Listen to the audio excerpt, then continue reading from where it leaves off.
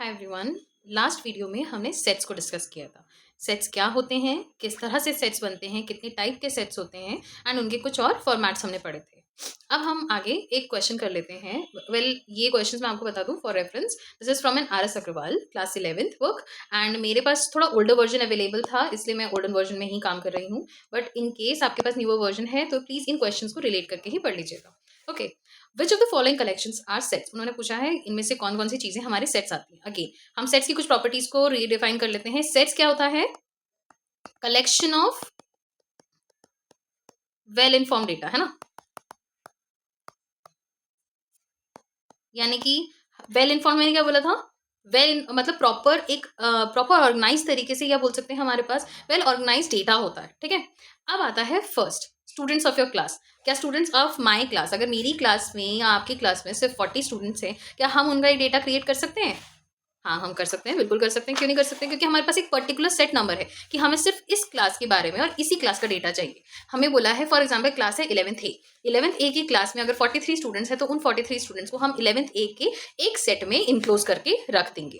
11th A के एक set में इनक्लोज करके हम 43 स्टूडेंट्स का या तो नाम लिख सकते हैं, या उनके रोल नंबर देख सकते हैं, या उनका एनरोलमेंट नंबर देख सकते हैं। इस तरह से हम एक कलेक्शन बना सकते हैं।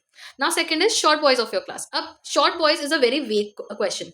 वेग क्यों हो जाता है? शॉर्ट बॉयज हर किसी के लिए डेफिनेशन में डिफरेंट होते हैं। सम पीपल विल से कि शॉर्ट बॉयज एक पर्टिकुलर कैटेगरी के बच्चे हैं। कोई हो सकता है जो बिल्कुल ही 6 या 7 फीट का होगा, वो एकदम से बोलेगा नहीं मेरे से तो सारे बच्चे ही छोटे हैं, तो फिर मेरे लिए तो क्या बोलते हैं 10 से 15 बच्चे पूरे लड़के छोटे हो गए। तो इट डिपेंड्स। शॉर्ट बॉयज अगर हमारे को ये कंडीशन दे देते कि under 180 centimetre that is 6 feet के अंडर हम बच्चों को या बॉयज को शॉर्ट बॉयज बोल देते हैं, तो उसकी कैटेगरी के अंदर कितने लड़के आते हैं हमारी पर्टिकुलर क्लास। क्लास अगेन कौन सी है? 11th। तब हम हाँ इसका डेफिनेशन निकाल सकते थे एंड इसका हम सेट बना सकते थे। सो ये तो सेट नहीं होगा।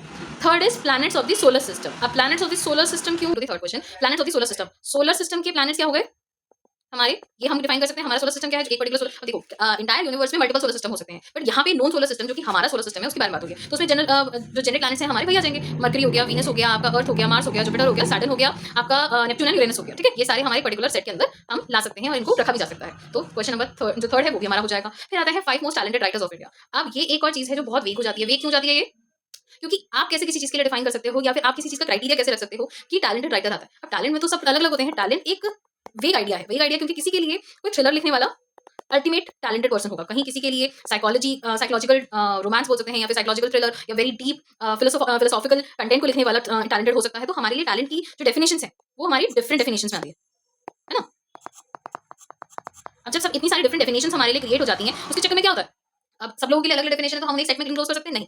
बट हम इसको सेट में बना कब सकते थे? जब हमारे को ये पता हो कि उनकी कंडीशंस क्या है। फॉर एग्जांपल अगर मैंने बोला कि उन्होंने एटलीस्ट 50 लाख कॉपी सेल करी हो, या उन्होंने एटलीस्ट 10 लाख कॉपी सेल करी हो, या उन्होंने एटलीस्ट इतने नंबर ऑफ कॉपी सेल करी हो, तो हम उन्हें एक पर्टिकुलर सेट में रख सकते हैं। क्योंकि कुछ ना कुछ तो राइटर्स होंगे या कुछ नंबर ऑफ राइटर्स होंगे जिन्होंने एक पर्टिकुलर लेवल ऑफ कॉपीज को सेल किया होगा, तभी उसमें क्लोज होगा। फिर आता है interesting dramas bye Shakespeare. Again interesting एक वर्ड ऐसा हो जाता है जो कि वेग आंसर की तरह क्रिएट होता है। हमें नहीं पता कि इंटरेस्टिंग किसके लिए किस लेवल पे इंटरेस्टिंग हो सकता है। शेक्सपियर मैंने अपनी क्लास में 12th में पढ़ी थी, जो कि थी मैकबेथ। और उस समय जो मैकबेथ चलती थी हमें तो बोरिंग लगती थी, but some people used to find it very interesting. उनके वो एक्ट्स, वो नोटेशन काफी इंटरेस्टिंग हुआ करते थे। तो इट कैन आल्सो वेरी, तो भी हम ये भी इसको सेट में डिफाइन नहीं कर सकते। Then we come with letters before K. अब लेटर्स बिफोर के में कैसे हो सकता है? इसमें हमारे पास कितने लेटर्स होते हैं? A to Z। पर्टिकुलर सिर्फ 26 लेटर्स होते हैं, और उसमें भी वो कौन से लेटर्स की बात कर रहे हैं? जो K से पहले आएंगे। A to K तक के जितने भी लेटर्स हैं उनको हम एक सेट में क्लोज करने की बात कर रहे हैं। तो क्या ये सेट बन सकता है? हाँ, ये सेट बन सकता है, बिकॉज यहाँ पे कोई वेग आइडिया नहीं है, किसी तरह की जनरलाइजेशन नहीं है, प्रॉपर पर्टिकुलर आंसर मांगा जा रहा है जो कि हमें मिल जाएगा। तो हाँ, लेटर्स बिफोर के हमारे लिए एज अ सेट एग्जिस्ट करेगा। Next is good athletes of India. Good athletes, अब आपको कैसे पता है कि कौन सा गुड एथलीट आता है? देखो, आप एक गुड एथलीट को इस तरह से डिफाइन कर सकते हो कि उनके अगर हम क्रिकेट में जाते हैं उनके रन रेट किस तरह के चल रहे हैं, या फिर उन्होंने किस तरीके की परफॉर्मेंस रखी है लास्ट 5 मैचेस में, या फिर उनकी टेस्ट परफॉर्मेंस किस तरह की रही है, या फिर उनकी ओडीआई परफॉर्मेंस किस तरह की रही है। तो डिपेंड करता है, वहाँ सभी जगह पे अलग अलग कंडीशंस पे मैटर करेगा। पर यहाँ पे मैंने क्या बोला? कंडीशंस पे मैटर करेगा। अब उन्होंने क्या कोई कंडीशन दे रखी? नहीं, उन्होंने फिर से सिंपल जनरल आइडिया दे रखा है गुड एथलीट्स ऑफ इंडिया। अब गुड एथलीट्स के अंदर पे तो हमारे कुछ ऐसे भी एथलीट्स आ सकते हैं जो नॉर्मली परफॉर्म अच्छा नहीं कर रहे हैं, बट कुछ कंडीशंस के अंदर पे हाई प्रेशर परफॉर्मेंस में वो अच्छा परफॉर्म करते हैं। उनका रन रेट शायद नहीं होगा अच्छा, नहीं होगा उनका ओडीआई में परफॉर्मेंस अच्छा, पर टेस्ट में अंडर प्रेशर वो इमेंसली गुड परफॉर्म करते हैं। तो क्या वो गुड एथलीट नहीं हुए? वो हुए गुड एथलीट। इसीलिए हम इसको अगेन एक सेट में क्लोज नहीं कर सकते। फिर आता है fat boys of your locality. Again a वेग आंसर। फैट बॉय क्या हमें बता रखा है उन्होंने किस तरह की बीएमआई की कंडीशन है? अगर उन्होंने बोला होता कि बीएमआई अबव 30 जा रहा है, इन केस उन्होंने बोला होता कि बीएमआई उनका अबव 30 जा रहा है, तो हाँ हम उनको कैलकुलेट कर सकते थे। For example there are 10 boys in my locality, और उनमें से मैंने बीएमआई सबका कैलकुलेट किया और कुछ का बीएमआई अबव 30 आया है, तो वो हमारी ओबेसिटी कैटेगरी में आते हैं, हम उन्हें कंसीडर करेंगे कि हाँ दीज आर फैट। बट मैंने कंडीशन डाली है तभी हम उनके बारे में पता लगा सकते हैं। कंडीशन नहीं है तो फिर अगेन हमें नहीं पता। Students of your class whose age is more than 15, हम इसको भी कंसिडर कर सकते हैं। क्यों कर सकते हैं? स्टूडेंट्स ऑफ माय क्लास जिनकी एज 15 से ज्यादा है, क्योंकि अगर मैं 11th हमने लास्ट क्लास क्या ली थी, 11th ली थी, अगर 11th में बच्चे अराउंड रेंज कितना है 14 टू लेट्स से 16 की एज रेंज में बच्चे हैं, 17, ठीक है, 3 इयर्स का गैप अक्सर हो जाता है स्कूल्स में, तो लेट्स से कि 17 टू 14 की एज गैप में बच्चे हैं, तो उसमें डेफिनेटली कुछ बच्चे होंगे जो 15 से ज्यादा एज के होंगे, कुछ 15 से कम की एज के होंगे, तो क्या 15 से 17 की एज के बीच के बच्चे हम निकाल सकते हैं? दैट इज 16 या 17 इयर्स का कोई ना कोई एग्जिस्ट कर रहा होगा। और यहाँ पे क्या बात हुई है कि सिर्फ एक पर्टिकुलर क्लास, भले उन्होंने योर वर्ड बोला है, मैंने यहाँ पे एक पर्टिकुलर क्लास ली थी 11th, जब हम उसका जिक्र कर देते हैं तो दैट मींस कि एक ही क्लास में जो कि 43 की स्ट्रेंथ में थी, उसमें ऐसे कौन से बच्चे हैं जो 15 से above यानी कि 16 एंड 17 की एज ग्रुप में आते हैं, तो हम उसका सेट बना सकते हैं, इसलिए वो सेट कंसिडर होगा। Now let's move on to second question, rewrite using notations. हमें कुछ कंडीशंस दी हैं, अब हमें इनको किस तरह से लिख के दिखाना है, हमें इनको नोटेशन में जो हम मैथमेटिकल नोटेशंस यूज करते हैं उसमें हमें लिख के दिखाना है। First condition is a is an element of A, यानी कि small a is an element of A, तो इसको हम किस तरह से रिप्रेजेंट करेंगे? A belongs to capital A, where A is the bigger set जिसकी हम बात करें और ए हमारा एलिमेंट है। इसको अगर आप और अच्छे से समझना चाहते हो तो ये समझो कि ए हमारा एक ऐसा सेट है जिसमें ये जब कर्ली ब्रेसेस है तो ए कहीं ना कहीं, स्मॉल ए कहीं ना कहीं एग्जिस्ट करता है। मैं ये डाटा का मतलब ये नहीं कि इनफाइनाइट जा रहा है, ये फाइनाइट सेट है और ए हमारा कहीं ना कहीं एग्जिस्ट करता है, ठीक है, फर्स्ट। सेकंड आता है B is not an element. अब कोई चीज के लिए नॉट में नोटेशन कैसी होती है? B is not an element of A, ठीक है। थर्ड है A is an empty, B is not an empty set. A क्या है हमारा? किस तरीके का सेट है?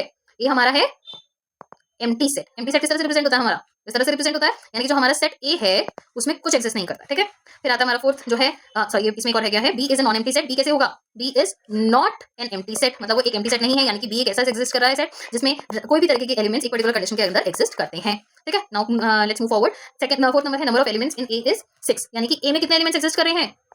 Number of elements in A R 6। ये नोटेशन होती है बच्चे कि ए में कितने एलिमेंट्स एग्जिस्ट कर रहे हैं? 6 एलिमेंट्स एग्जिस्ट कर रहे हैं। इसको आप ऐसे समझो कि एक एलिमेंट है, इसमें आपके नंबर्स एग्जिस्ट कर रहे हैं 1 2 3 4 5 6, ठीक है, ये नंबर्स आपके एग्जिस्ट कर रहे हैं। एलिमेंट्स कितने एग्जिस्ट कर रहे हैं? 1 2 3 4 5 6। अगर मैं वहीं ए को इस तरह से लिख दूं कि ये A B C D E and F है, तो क्या अभी भी एलिमेंट 6 हैं? हाँ है, 2 3 4 5 6, 6 एलिमेंट्स है, ठीक। अच्छा, लास्ट है हमारा zero is a whole number but not a natural number. Zero हमारा होल नंबर है बट नेचुरल नंबर नहीं। हम होल नंबर की रिप्रेजेंटेशन कैसे करते हैं? कैपिटल डब्ल्यू से, एंड नेचुरल नंबर्स की रिप्रेजेंटेशन कैसे करते हैं? एन से। तो होल नंबर्स हमारे कौन से नंबर्स होते हैं? जो जीरो से स्टार्ट होते हैं, और नेचुरल नंबर्स कौन से होते हैं? जो हमारे 1 से स्टार्ट होते हैं, ठीक है। इनफाइनाइट सीरीज होती है जो चलती जाती है, बट ये स्टार्ट हमेशा किससे होते हैं? ये जीरो से स्टार्ट होता है, ये 1 से स्टार्ट होता है। तो हम कैसे दिखाएंगे? Zero is an element of W, is an element of W, while zero is not an element of natural numbers. बस ऐसे करके आपके क्वेश्चन हो जाएंगे। Let's move on to third question. Third question कैसे हो रहा है? हमारे को एक सेट दे रखा है ए, जिसमें एलिमेंट्स कैसे हैं? 2 4 6 8 10। तो ये दो तरह के एलिमेंट्स बन रहे हैं। एक तो ये मैं बोल सकती हूँ कि इवन नंबर्स अंडर 10, ठीक है, और मैं बोल सकती हूँ ये है मल्टीपल ऑफ 2। इस तरह से एक्सेस कर रहा है हमारा ए सेट। कभी भी एक सेट को आप देखते हो जैसे 2 4 6 8 10, आप जनरली एकदम से इमेजिन करोगे ये तो 2 का टेबल है, तो ऐसे नहीं करना होता। कभी कभार क्या करोगे? 2 3 फैक्टर्स लगा के देखो कि क्या कोई और कंडीशन भी लगती है। हाँ देखो, इसमें लग रही है ना इवन नंबर्स अंडर 10, ये लग रही है कंडीशन, या फिर हम बोल सकते हैं under 10 that belongs to natural number series, इस तरह से बोल सकते हैं, तो वो और थोड़ा सा डिफाइन हो जाता है। तो वही होता है ना कि किसी चीज का कभी एक पहलू नहीं होता, अलग अलग पहलू भी हो सकते हैं, तो वो मैथ्स में जरूर ध्यान रखा करो। अब आते हैं हम क्वेश्चन में कि क्या 6 ए के अंदर आता है? किस तरह की नोटेशन लग सकती है? तो हाँ डेफिनेटली 6 हमें दिख रहा है, तो 6 डज बिलोंग्स टू ए। क्या 1 ए को बिलोंग कर रहा है? तो 1 does not belongs to A. 5 belong कर रहा है? नहीं, क्यों? क्योंकि 5 एक ऑड नंबर है और यहाँ पे हम सारे इवन नंबर दे रहे हैं या फिर मल्टीपल ऑफ 2 ले रहे हैं, जो कि वो दोनों में से ही नहीं है। फिर आता है 10। 10 हमारा कैसा है? इट डज बिलोंग्स टू ए, क्योंकि वो एक इवन नंबर भी है प्लस वो मल्टीपल ऑफ 2 भी है। 2 हमारा क्या कर रहा है? 2 भी हमारा बिलोंगिंग टू ए है। Why? Because it is under 10 and multiple of 2। Then we have 3। क्या वो बिलोंग करेगा? नहीं करेगा, क्यों? क्योंकि इट्स एन ऑड नंबर, वो हमारा इवन नंबर भी नहीं है प्लस मल्टीपल ऑफ 2 भी नहीं है।